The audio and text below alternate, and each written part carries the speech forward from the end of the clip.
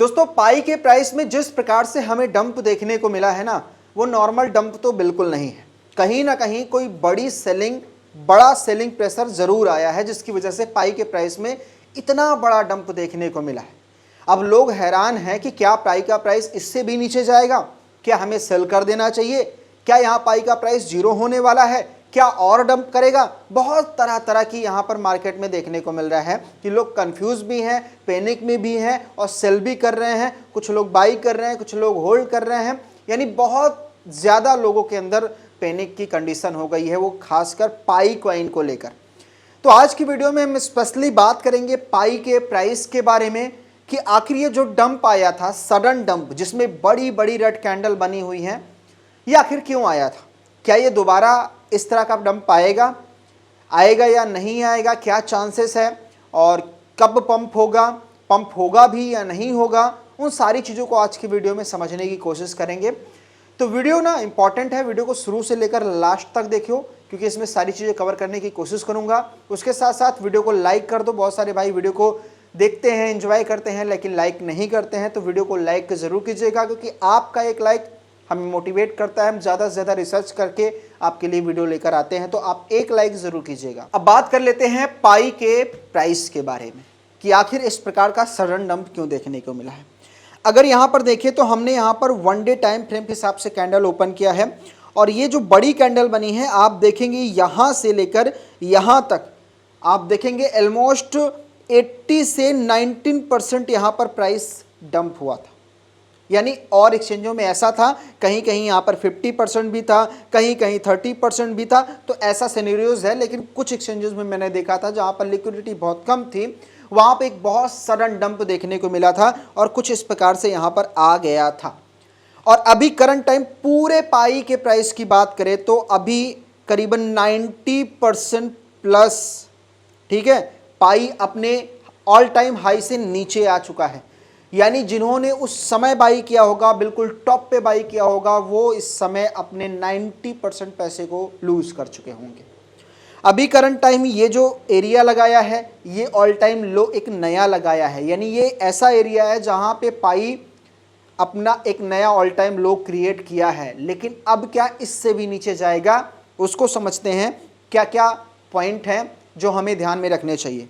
सबसे पहले आ जाते हैं पाई के अनलॉकिंग के बारे में। अगर आप सभी को याद हो तो लास्ट 3-4 वीडियो में मैंने हर बार एक चीज़ का जिक्र किया था कि 21 तारीख को जो अनलॉकिंग है, जो लोगों को टोकन मिल रहे हैं, उससे एक बहुत अच्छा सेलिंग प्रेशर आ सकता है। यानी एक प्राइस में करेक्शन देखने को मिल सकता है, एक डंप देखने को मिल सकता है। लेकिन एक्चुअल में जो डंप आता है वो 22 को आता है, और रीज़न वही चीज़ था क्योंकि सेलिंग प्रेशर वहाँ पे काफ़ी अच्छा था, क्योंकि वहाँ पर और भी चीज़ें मैटर कर रही थी। मैं आपको बताता हूँ। एक तो अच्छी खासी क्वांटिटी, करीबन 11 मिलियन टोकन के आसपास की अनलॉकिंग थी, आई थिंक, जो मैंने आपको बताया था। तो एक तो 11 मिलियन अनलॉकिंग की थी। दूसरी बात, उसी समय आप देखेंगे तो मैं आपको यहाँ पर दिखा देता हूँ ओपन करके, ध्यान से देखिएगा। हम आ जाते हैं मेन मार्केट पे। तो बिटकॉइन भी अच्छा खासा उसी समय करेक्शन लिया था। यानी बिटकॉइन 18,000 से लेकर 12-13,000 तक की रेंज में कवर कर रहा था। यानी उसी समय बिटकॉइन भी डंप हो रहा था। उसके अलावा पैनिक का माहौल इसलिए बन गया, एक तो यहाँ पर रीज़न ये भी था कि ये एक साइन प्रोजेक्ट है जिसके एयर ड्रॉप में हम सभी ने पार्टिसिपेट किया था। इनके साथ एक मीटअप था। किसका था? पाई के फाउंडर का, जिनका नाम है निकोलस। इनकी वाइफ भी गई थी, ये भी गया थी इस इवेंट में, मीटअप में, साइन के साथ था। अब लेकिन ये तो गए तो यहाँ थे, लेकिन एक्चुअल में कुछ निकलता नहीं है, ना किसी इवेंट का ना किसी मीटअप का, क्योंकि ये पाई के बारे में कुछ बोलते ही नहीं। जैसे लगता है पाई का उधार का प्रोजेक्ट है इनका।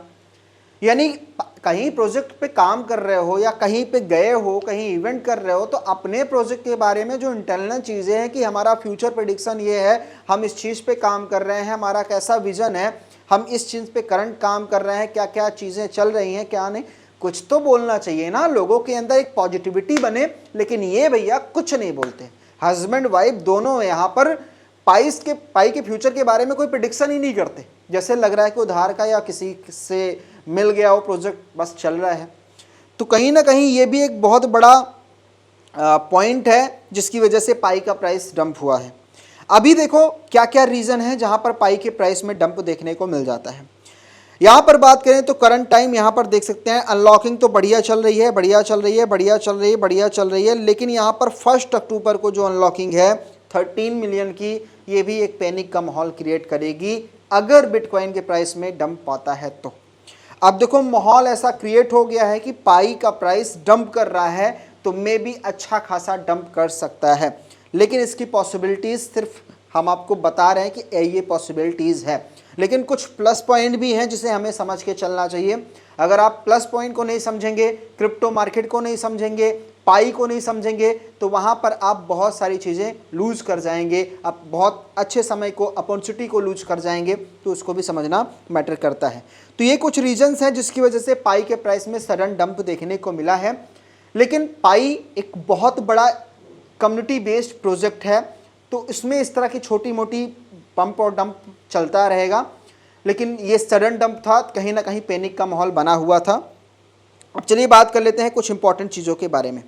मैं आपको अक्सर यहाँ पे एक चीज़ बोलता आ रहा था कि पाई का प्राइस 0.15 पे जाने के लिए तैयार है, अगर इस एरिया में जाएगा तो यहाँ पर भी अपनी बाइंग होगी। मैंने आपको 0.3 के एवरेज में मैंने ये बताया था कि मैं यहाँ पर बाई कर रहा हूँ, उसके बाद सेकंड बाइंग मैं इसी एरिया में करूँगा, वरना नहीं करूँगा। अगर देखा जाए तो प्राइस यहाँ पर नहीं गया, वहीं से ऊपर चला गया, तो मैं यहाँ पर फोमो में आके बाई नहीं करूँगा कि यहाँ पर नीचे। मेरी जो स्ट्रैटेजी है, मैंने जो बाइंग पॉइंट फिक्स किए हैं उसी रेंज में बाई करना है, चाहे मार्केट ऊपर चली जाए चाहे नीचे चली जाए, बस ये चीज़ ध्यान रखना है। उसके अलावा अगर पैनिक का माहौल क्रिएट होता है तो इतना नहीं क्रिएट होगा कि पाई का प्राइस 0 हो जाएगा। क्यों, मैं आपको वो भी बताता हूँ। अगर हम यहाँ पर आते हैं सिंपल कॉइन मार्केट कैप पे, तो पाई की जो कम्युनिटी है ना, वो छोटी मोटी कम्युनिटी नहीं है दोस्तों। यहाँ पर 4.4 अबाउट यहाँ पर देख सकते हो लोग ने बुलिश, सॉरी ये मैंने BTC का ओपन कर दिया है, मैं पाई का दिखा देता हूँ। अगर यहाँ पर देखोगे ना तो 4.29 मिलियन लोगों ने इसको बुलिश सेंटिमेंट क्रिएट किया है। यानी आप ये समझ लो कि ये शॉर्ट टर्म के लिए सारा ड्रामा चल रहा है। ओवरऑल बात करें तो बिटकॉइन भी बुलिश है और ये भी बुलिश है, लेकिन शॉर्ट टर्म हो सकता है कि थोड़ा बेरिश हो, क्योंकि अभी कुछ चीज़ें ऐसी चलती है जैसे कि वेल्स मैनिपुलेट करती हैं। उसके अलावा जो अल्ट कॉइन है उसमें भी कहीं ना कहीं पैसे इधर से उधर जाते रहते हैं, तो वहाँ पर भी मैनिपुलेशन अच्छे तरीके से काम करता है। जिनके पास पैसा है उनका मैनिपुलेशन काम करेगा, वो आसानी से मैनिपुलेट करने की कोशिश करेंगी, और इसमें फंसता वही है जो पैनिक में आता है। आपने अगर स्ट्रैटेजिक बाइंग की है, स्ट्रैटेजिक एंट्री ली है, आपने एंट्री और एग्जिट प्लान किया है, तो आपको पैनिक में आने का, डर करने का, उसके अलावा आपको क्या करना है, फोमो में आना है या नहीं आना है, बाई करना है, होल्ड करना है, ये सारी चीज़ें वहीं की वहीं हैं। आपने स्ट्रैटेजिक बाइंग करनी है तो सिंपल मैंने आपको रेंज बता दिया था। अगर पाई का प्राइस 0.15 से नीचे जाता है तो हमारी यहाँ 5 पे जाएगा तो मैं बाई करूँगा, अभी श्योर नहीं हूँ, लेकिन अगर उससे नीचे जाता है तो आई थिंक मैं नहीं छूऊंगा। तब तक नहीं छूऊंगा जब तक कोई कंफर्मेशन नहीं आ जाता कि एक्चुअल पाई में क्या चीज़ें होने वाली है। उसके अलावा एक बहुत बड़ी बात है जो पाई में चल रही है, पाई में एक्चुअल है भी। पाई एक क्लोजर मेननेट है। क्लोजर मेननेट का मतलब कि यहाँ पर हर एक शख्स को KYC करनी होती है। उसके अलावा इनकी जो टीम है लिस्टिंग को लेकर कोई स्टेप्स नहीं ले रही है, ना इनके फाउंडर की तरफ से कोई स्टेप लिया जा रहा है कि एक्चुअल में लिस्टिंग कहाँ पे होगी, कैसे होगी। ये अपना पूरा का पूरा एक डिसेंट्रलाइज वर्ल्ड बनाने में लगे हुए हैं। जो क्रिप्टो वर्ल्ड ऑलरेडी है, आप उसी वर्ल्ड में रहो तो ज़्यादा अच्छा है। ये अलग से एक प्रकार से अपनी कम्युनिटी बनाने में लगे हुए हैं। अगर ये साथ चले, जो मतलब एक प्रकार से फ्रेंडली क्रिप्टो करेंसीज हैं, क्रिप्टो ब्लॉकचेन है, उस तरह से आप भी काम करो, उसी तरीके से काम करो, ब्लॉकचेन फ्रेंडली बनो, तो आई थिंक बेटर रहेगा। लेकिन आप एक अलग चीज़ें बना रहे हो, वो भी एक सिंगल कंट्री होकर, तो आई थिंक वहाँ पर ये सारी चीज़ें अनसक्सेसफुल रहेगी। इसी वजह से ये सारी चीज़ें मैटर करेंगी, इसी वजह से पैनिक का भी माहौल बनेगा। उसके अलावा जो रेगुलर सेलिंग हो रही है, ये सारी चीज़ें मैटर कर रही है। तो बहरहाल अभी कुछ बड़ी ऐसी चीज़ नहीं है जिसकी वजह से प्राइस जीरो जा सकता है या फिर और डंप कर सकता है। ये एक पैनिक डंप था। आई थिंक यहाँ पे प्राइस सस्टेन कर जाएगा और इस पे सेलिंग प्रेशर तो पड़ता रहेगा, लेकिन पाई की कम्युनिटी बहुत पावरफुल है। बहुत सारे लोग होल्ड कर रहे हैं क्योंकि उन्हें पता है कि पाई क्या चीज़ है। अभी ये जो मार्केट कैप है ना, मैं आपको दिखा दे रहा हूँ, आप इस चीज़ को ध्यान दीजिएगा। अगर पाई की जो टीम है बस थोड़ा बहुत काम करे, अच्छे से काम करे, तो यहाँ पर जो ये मार्केट कैप है ना 2.2, जब मैंने आपको कल वाला उसके पहले वाला वीडियो दिया था तो 2.8 के समथिंग यहाँ पर मार्केट कैप थी, बिलियन के आसपास की बात कर रहा हूँ। लेकिन अभी ऑलमोस्ट 600-700 मिलियन डॉलर यहाँ से निकल चुका है, यानी काफ़ी अच्छा सेलिंग प्रेशर आया है। तो ये इतना अचीव करने के लिए नहीं बना है, ये काफ़ी बड़ी चीज़ें अचीव करेगा, बस समय का इंतज़ार है, थोड़ा अनलॉकिंग प्रेशर है और मार्केट ओवरऑल बुलिश है। थोड़ा सा वेट करते हैं। हमें लगता है कि ये जो सितंबर का मंथ है ये थोड़ा बुलिश तो होना चाहिए अगर हिस्ट्री को लें। पता नहीं क्यों इतना बड़ा डंप आया, लेकिन ये सडन डंप था, क्विक डंप था। ये डंप 2-4-5 दिन 10 दिन के बाद हमें आई थिंक देखने को नहीं मिलेगा। होल्ड कीजिए, पैनिक सेलिंग मत कीजिए, फोमो बाइंग भी मत कीजिए और स्ट्रैटेजिक बाइंग कीजिए। बहरहाल आप लोग अपना ओपिनियन शेयर कीजिएगा, तो मैं आपको कल एक वीडियो और दूंगा जिसमें मैं और चीज़ें डिटेल से बताऊंगा। तो ये रहा ओवरऑल वीडियो को लाइक कर देना, चैनल पर नए हो सब्सक्राइब कर देना। मिलता हूँ नए वीडियो में। Thank you so much.